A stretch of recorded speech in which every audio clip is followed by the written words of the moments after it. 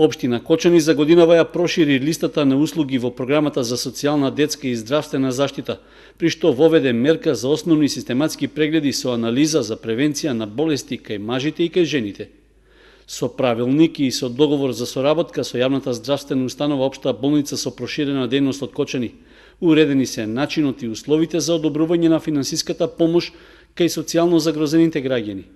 Тие ќе можат да користат два вида лабораториски услуги, основни контроли и посебни анализи за откривање рак на простата и рак на дебелото црево.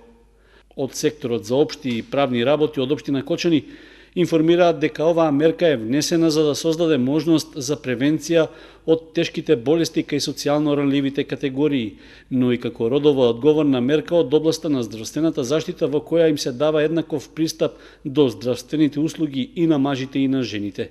Посебните анализи со тумор маркери на простата и на дебелото црево се земени според процентот, односно порастот на бројот на заболени во Кочанско од овие тешки болести и кај двата пола.